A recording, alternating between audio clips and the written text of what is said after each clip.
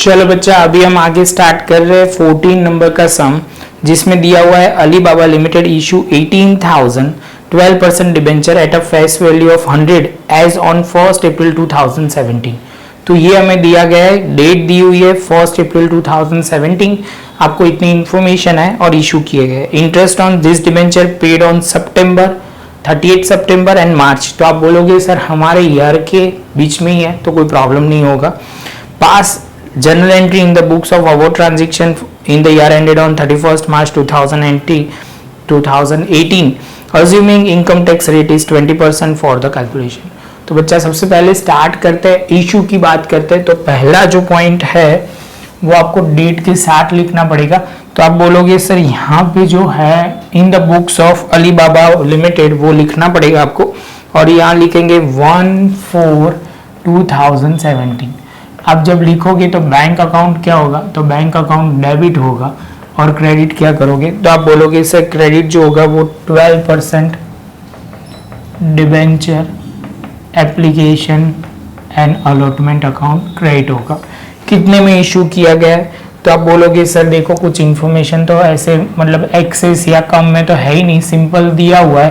तो आप बोलोगे 18 लाख शेयर अमाउंट जो होगी वो आप ट्रांसफर कर दोगे, हो जाएगा। मतलब कहने का मतलब वो है, जैसे ये होगा तो ये आप अलॉटमेंट में ट्रांसफर कर दोगे। तो डिबेंचर मतलब शेयर कैपिटल बोलते थे, अभी हम डिबेंचर वर्ड यूज करेंगे, वो आपको पता ही है। तो आप बोलोगे sir 12% debenture application and allotment account debit करोगे, क्रेडिट क्या करोगे, तो 12% डिबेंचर अकाउंट क्रेडिट किया जाएगा, जिसमें आएगा 18 लाख। ये पॉइंट खत्म। अभी बच्चा जो पॉइंट आ रहा है, जब हम अप्रैल में इशू करेंगे तो पहला ड्यू डेट होगा सितंबर में। तो आप बोलोगे 39/2017। देखो ईयर ऐसे चालू होता है 1/4/2017 तो 31st मार्च 2018। पहला जो पेमेंट ये टाइम पे हमारा क्या हुआ, इशू हुआ।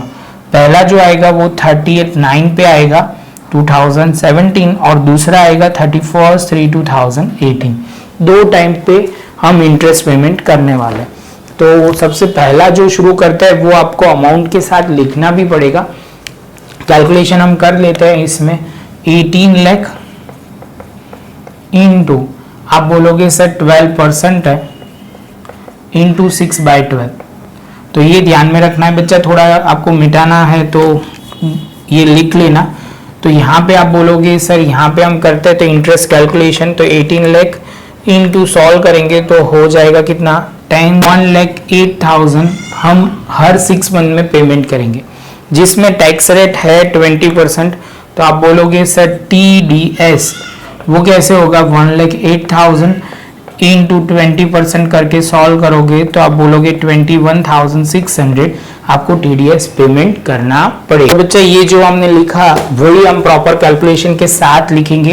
तो बच्चा यहाँ पे जो पॉइंट ध्यान में रखना है, सबसे पहले हम लिखेंगे interest on debenture account debit किया जाएगा, क्रेडिट क्या होगा, तो आप बोलोगे डिबेंचर होल्डर अकाउंट, और आप बोलोगे सर हम लिखेंगे TDS पेएबल। देखो बच्चा ये एंट्री सेम टू सेम होने वाली है, बस तो वही ध्यान में रखना है। तो टोटल 1,08,000 पेमेंट होने वाला है, और ये जो है वो आप बोलोगे सर 21,600 टैक्स पेमेंट होगा।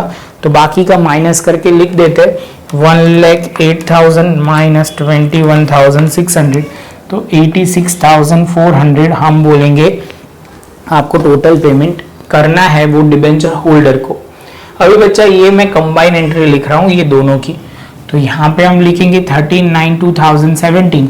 आपको अलग अलग लिखनी है तो भी लिख सकते हैं, वो आपको जो करनी है वो भी मैं समझा दूंगा। जहाँ पे आप बोलोगे सर यहाँ पे डिबेंचर होल्डर अकाउंट डेबिट होगा, यहाँ पे आप बोलोगे sir TDS payable account debit होगा, फिर हम लिखेंगे बैंक अकाउंट क्रेडिट होगा।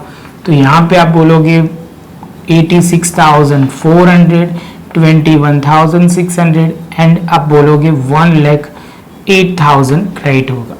अभी आप बोलोगे नहीं सर मुझे अलग अलग एंट्री करनी है, तो यहाँ पे आप पहले लिखोगे 86,400, 86,400 जो डिबेंचर होल्डर को पेमेंट हुआ, और जबकि आप बोलोगे 21,600, 21,600 टैक्स में अलग से ऐसे भी कर सकते हो टीडीएस पेएबल में।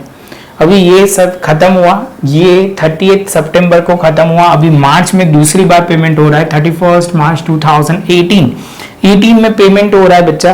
तो पहले ड्यू होगा, बाद में पेमेंट होगा। तो हम लिखेंगे interest on debenture account debit, same ही होगा क्योंकि बच्चा इसमें खाली डेट का ही फर्क होगा, तो आपको वो ध्यान में रख रहा है। मैं आपके लिए लिख रहा हूं क्योंकि कई बच्चे वो समझते नहीं, बाद में कंफ्यूज हो जाते हैं कि आपको 2 बार लिखना है और बहुत पूछते हैं। उससे अच्छा है कि एक बार हम लिख लेते तो आपको भी क्लियर। टीडीएस पेएबल अकाउंट यहाँ पे 86,400, 21,600, 1,08,000, तो ये पॉइंट खत्म।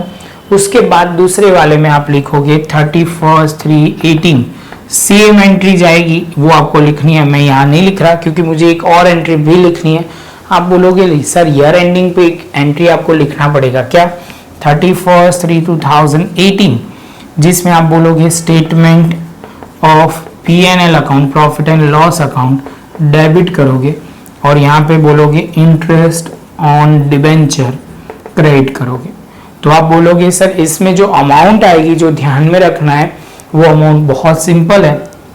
यहाँ पे आपको वो जो अमाउंट है टोटल अमाउंट पे करनी है, तो 1 लाख, आप बोलोगे 1,08,000, 2 बार पेमेंट कर रहे हो, 1,08,000 का, 1,08,000 का, तो आप बोलोगे 2,16,000 इंटरेस्ट में P&L अकाउंट में ट्रांसफर कर देंगे, एज अ फाइनेंशियल कॉस्ट में वो कंसिडर होगा। बच्चा ये कंपैरेटिवली है तो बहुत इजी, क्लियर हो जाएगा। प्रॉपर नोटबुक में लिखना, इसकी जैसा सेम इलास्ट्रेशन मैंने बोला हुआ है 11, वो आपको करना है।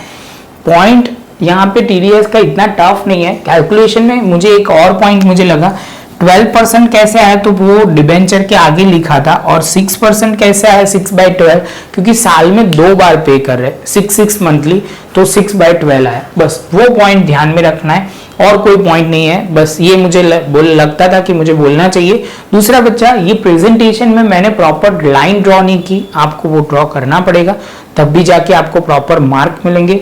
तो ये लिख लो नोटबुक में प्रॉपर तरीके से। मिलते हैं नेक्स्ट लेक्चर में नए एक पॉइंट के साथ।